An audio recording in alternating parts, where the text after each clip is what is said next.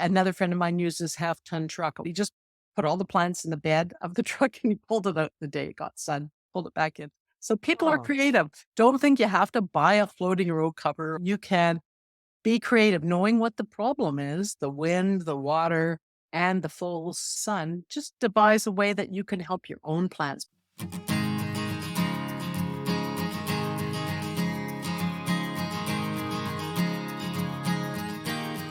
you're listening to the Food Garden Life Show, the show that helps you grow food, whether it's on a balcony, in a backyard, or bigger. I'm your host, Stephen Biggs. And I'm your host, Donna Balzer. Together we talk with gardening experts and we talk about what we've done in our years in the horticultural trade, helping you bend the rules and grow food in a way that suits you and your growing zone. Welcome to Season 7, Episode 19. Today we're talking about hardening off. And Donna, I was working out in the garden yesterday and I got a little bit of sun. I usually get a sunburn in the spring if I'm not careful and I get out gardening without my sunscreen on. And I think that's a good way to lead into today's topic because I've been inside all winter and my transplants are inside in that more gentle light, and the light outside at this time of year is kind of strong. So let's talk about hardening off, which when I think about hardening off, I'm thinking about helping our plants through a time when there's two stresses. So first of all, there's this whole stress of getting transplanted. Excuse the pun, but that's being uprooted. And then there's the stress of different conditions indoors and out. So, wha- Well, actually, I see there's three reasons to harden off. I see water. Remember, we've been babying those plants inside. We've been watering them carefully because they're right beside where we're sitting, or at least mine are. Water, there's wind. Plants are not used to wind unless you've been keeping a fan right beside your seedlings. They're not used to that. And finally, sun. So I see it as water, wind, and sun. And I really learned this, well, the sun part, like you said, with the sunburn firsthand with my sister. I insisted that she take all her buggy plants outside. She had so many house plants. And I know we're talking about outdoor plants today, mostly vegetables, but she had a lot of old house plants. I said, take them outside. We'll clean them up. We'll hose them off. We will make a new start with these house plants. Well, it was this time of year. I thought the sun was low compared to how it is in the summer. We're still weeks away from, solstice. But by afternoon, those plants were sizzled. The leaves were white. They were burnt. It was terrible. And I'm a horticulturist and I advised my sister to do this. So be very careful with the sun, both for yourself and your plants. Be careful with getting your plants used to having less water. We've got to get them to get outside of their little flats and finally get them used to the wind. So that's what I see as hardening off, those three main categories. Good. That, as an aside, I bet that took care of your sister's bug problem, though. No leaves, no bugs, right? Yeah. Oh, Yeah. well. Okay, yeah. So just to recap, then with hardening off, it's sun, it's water, it's humidity, and we're getting the plants used to those changes. The And wind. we're doing it gradually. I guess that's the other thing I wanted to say is we're not just hardening them off in one day. Usually a typical hardening off period is 1 to 2 weeks. Is that what you go with? Well, I always tell people when they buy something brand new at a garden center, so it hasn't even been under the grow lights, I tell them to give it at least a week. I find people are very impatient. You bring it home, you want to put it in the ground right away. Although Oh there's yeah. ways to get around that. We do have some little methods that we can share. If you do want to buy them today and plant them today, there's ways to harden them off directly in the garden, but I say about a week. I think it's people can't wait that 2 weeks is a long time when you're eager to get those plants in. long. Yeah, yeah. Well, maybe I should talk about how some of the ways that I harden plants off. And so Sure. they're going outdoors a few days before they go into the garden. Let's not nail it down to 1 or 2 weeks, but it's a few days.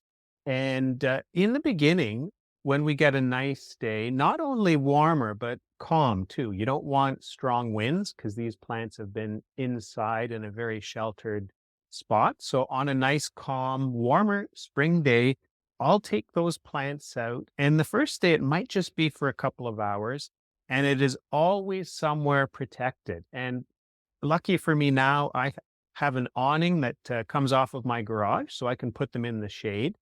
And if you didn't have an awning, you might have another sort of shaded spot, like under a deck or under a tree. What about you? What do you do? I live on a front door that faces north.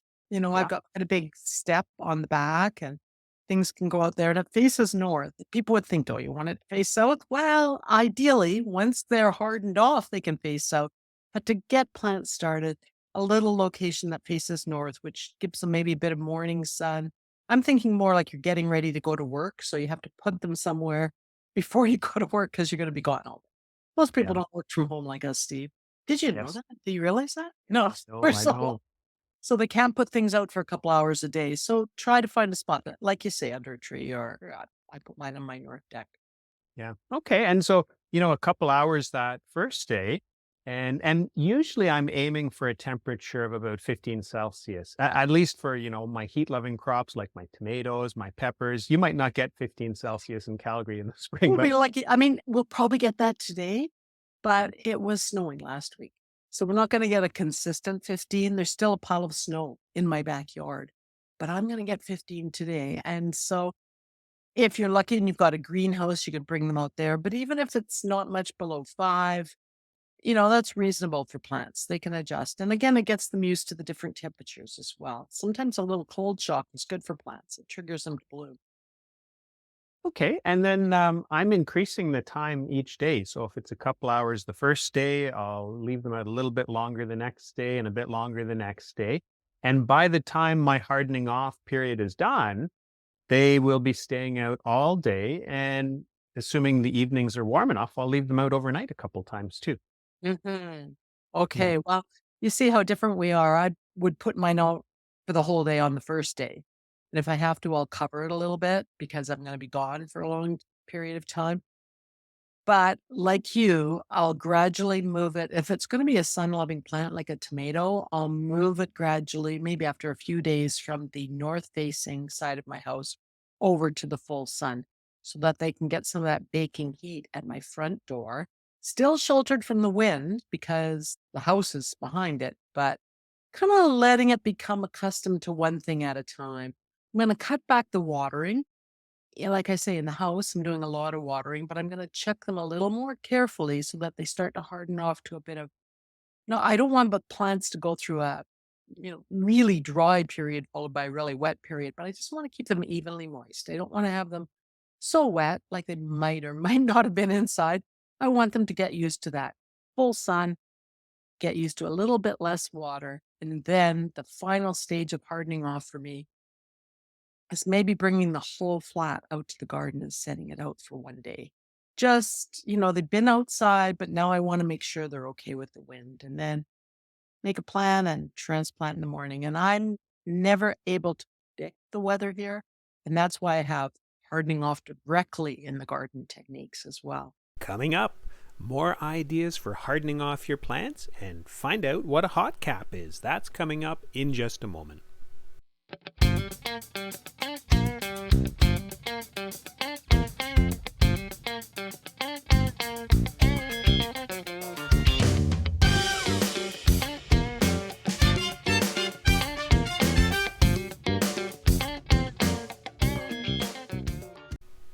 A shout out today to Debbie in Alberta. And Debbie's a long-time listener, and we've corresponded over the years about figs, about types of squash, about greenhouses.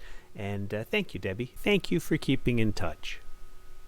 Some new content on the website. We have a piece about direct sowing your seeds in the vegetable garden, and also a new piece about potting soil for your fig trees. So find out what to look for if you're buying soil, and find out how to make your own soil for your fig trees. That's at foodgardenlife.com.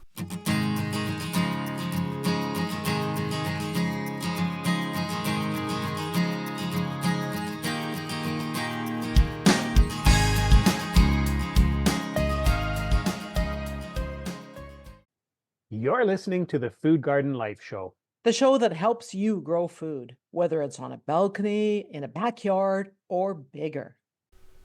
And now back to our chat about hardening off your vegetable seedlings. I just wanted to back up. You said sometimes you'll leave them out the full day when you first take them out. I mean, that really sounds like the school of hard knocks to me. You must have been a tough parent, I got to say. I know I was always the meanest mom in Airdrie. That was the small town I lived in when my kids were really little. It's like, well, let's go. Everybody do this. But, you know, because they're on that north facing side, they're not in the direct sun. I would never leave them out in the direct sun right away. That would be like telling a kindergartner to press the button and cross that busy freeway themselves. So I'm just putting them gradually from the north side. It takes a few days before they're ready for that full south sun. And the wind is the final thing that they just can't tolerate. So that's the Mhm. final area where final frontier. And that's where you can do it either directly in the garden or have a couple of extra days where your whole flats are set out in the garden where they can get that wind before you touch and handle those roots. Because let's face it, as careful as we are, as professional as we are, there's always just a little twinge of root damage when you transplant. So Right. before you get to that, you want to have your plants at least ready for the climate and then the final onslaught. Like you say, rooting them up. I think that's cute. And I think I didn't answer your one question, which was about, do I harden off in the garden?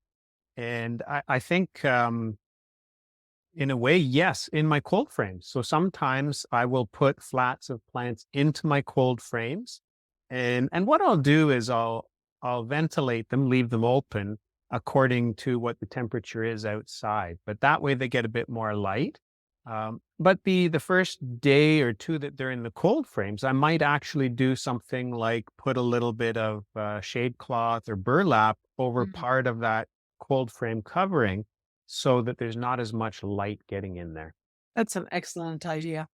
I have a friend who had never gardened, and she said, well, sell me some plants. I want to try it this year.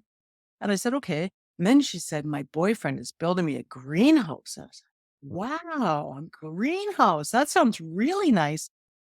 And then she phoned me and said everything died. And I said, well, what happened? She said, well, he put posts up and he put plastic, just polyethylene around it, cut a hole for a door, made a nice little door. We put all the plants inside. We closed the door. We went to the work. We came home and they were all dead. It was over 50 degrees in the greenhouse. So a greenhouse usually has a way to ventilate, it has screen doors, it has roll up sides, it has something. But when you just simply drape plastic over, and your cold frame's a good example because you've got a way to lift the lid, you've got a way to shade it. But if you just put it in a poly house, it's not going to survive in there. It's just going to be too hot. And people find this hard to believe because remember, we're living in our house. We only have some windows. We don't have a lot of windows. So we get some sun, but not a lot. But outside, if you're to put a poly cover over something, I think that's dangerous. So that's where I it leads me into my how do I harden off directly in the garden? Do you want to hear that? Yeah, let's do that. And well, let me tell you mine first, which Okay. is that I make good use. There's these webbed trays that they have at garden centers when you buy a tray of Neat. plants, these webbed trays. And I Yeah. use them for, Like the black plastic trays, do you mean? yeah, black Yeah. plastic, but they're not solid. It's webbed. So it lets in some sun, but it gives some shade.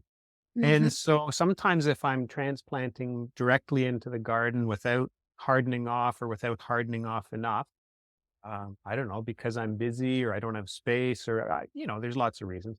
I will, over those plants, put one of these trays inverted. And of course, it only works for short plants, but that provides some shade. So those are great, those web trays. And they do another thing too, which is totally unrelated to our topic today. Uh, but I've got a lot of naughty squirrels around here. Like we're talking really naughty that as soon as you plant something and you turn your back, they'll come dig it up and it dies. So those web trays keep the squirrels away too.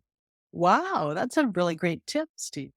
Mhm. Well, shall I launch into my method? One of them we featured in our book, No Guff Vegetable Gardening, Yeah. which was Maggie's garden. Maggie had a south facing front garden.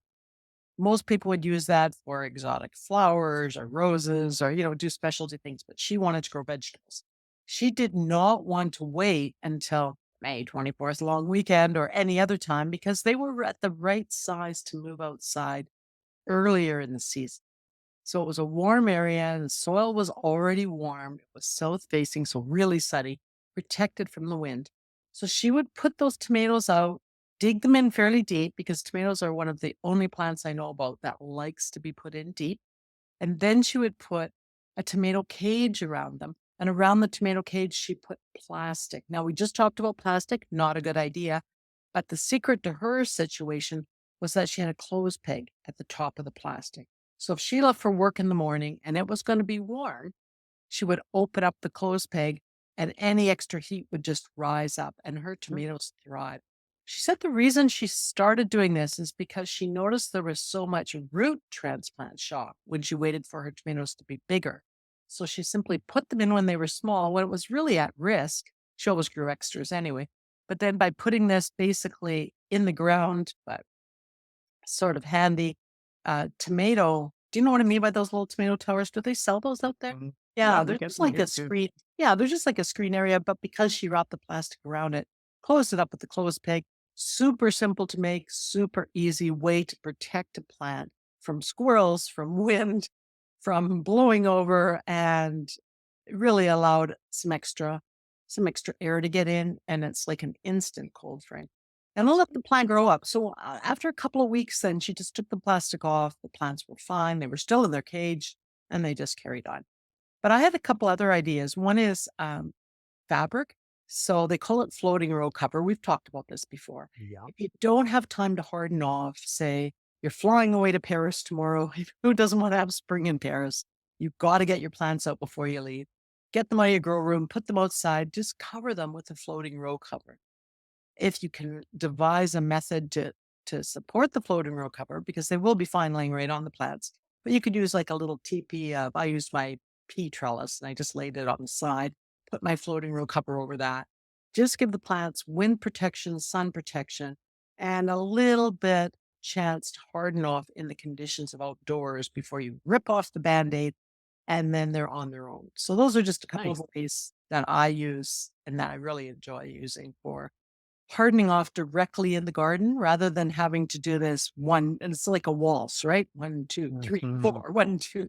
Seems like a lot of work for people. And if you're in a bit of a hurry or you're in a bit of a situation where you have to, you know, pay less attention to your garden, just do something quick right directly in the garden and that'll help a lot. And they do still sell hot caps. Are you old enough that you ever used a hot cap? Am I old enough? I think you're still a teenager, Steve, aren't you? No. So I haven't used a hot cap, but I think they're a neat idea. Why don't you explain what they are? Well, way back in the olden days, and I'm talking 1970s when I worked at the university farm, uh, the the staff gave us a huge stack of hot caps on the first day we were going out to transplant because these plants came right out of the university greenhouse. They were going right in the garden in a huge acreage garden. And we were testing varieties to see what was going to be better than the other. So these hot caps, the ones that they sell commercially, are like waxed paper. You're thinking waxed paper? They still use wax paper? Yes, they do. So each one is like a little mound with a little flap on the bottom. So what you do is you put it on the plant and then you shovel a bit of soil around to hold that existing, it holds the hot cap in place. Otherwise, the wind would pick it up and blow it away. So you hold it in place. After a week or two, because it's wax paper, it's not the same as plastic. It's not really getting super hot, but it's keeping the plant out of wind. After a week or two, we would cut a big X in it. And so we wouldn't take the hot cap off yet. We would just cut an X and the plants would start to grow through the hot cap.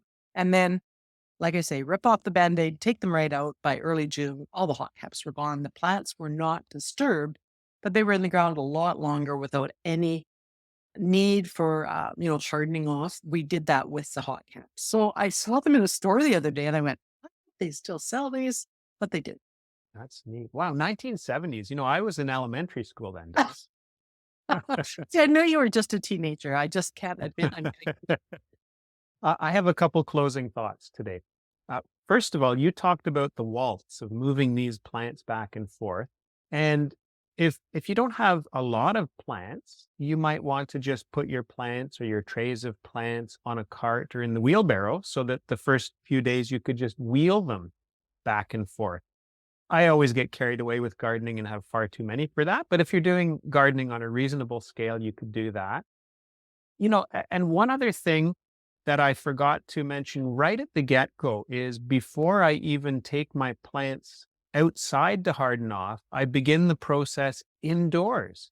And what I do for just a few days leading up to taking the plants outdoors is I just let them get a little bit drier. I'm Mm, not letting them wilt, but I'm just allowing a little bit more time between watering just so that they're not used to being completely, having that super moist soil all the time.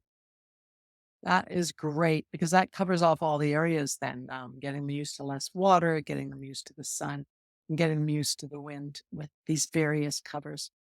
I have to say I have one more story. My friend Peter had an old tent trailer from when his kids were young. Do you know what a tent trailer is? The sides fold up. Mhm. Yeah. The canvas was shredded, it was wrecked. So we covered it with plastic. He put Ah, all his plants in the tent trailer. He wheeled it into the garage overnight. I don't know what they did with their family cars, but they put the tent trailer in the car, they wheeled it out during the day. It was kinda loose, it wasn't a tight seal, so there was lots of way for air to move in and out, and that's how he got his ready. Another friend of mine used his half-ton truck. It was a very old truck, but he just put all the plants in the bed of the truck and he pulled it out the day it got sun, pulled it back in. So people are oh, creative. Don't think you have to buy a hot cap or a floating row cover or do anything really. You can be creative, knowing what the problem is, the wind, the water, and the full extreme sun. Just devise a way that you can help your own plants because if you help them now when they're small, they are going to grow so big once they're out in the garden. And I guess at that, I should slip in one more thing. We always took a soup can at the university and gave each plant a half a can of soup, which was basically once it was watered in, once it was hardened off, just not soup, really, not tomato soup, fertilizer. So we would give a little bit to each plant just to make sure they were sent on their way into spring. very nice. Good. Thank you for talking through hardening off. That was fun. And I love that pickup idea. I don't know if I'd get away with that, but it's on my radar. Talk to you soon, Steve. See you next week. We'd love it if you drop by to say hi online at foodgardenlife.com. We have articles about growing fruit, veg, using your homegrown produce, also about growing figs and lemons in cold climates. So say hi. Tell us the topics that would help you grow more of your own. While you're at foodgardenlife.com, also grab our free newsletter. Subscribers get the subscriber-only cold climate fig guide and small space food gardening tip sheet. You can head over to my website and grab my really cool printable PDF for a seed packet. You can personalize it for each type of seeds that you save. DonnaBalzer.com. Have a look. You're listening to the Food Garden Life Show. I'm Stephen Biggs. And I'm Donna Balzer, here to help you grow.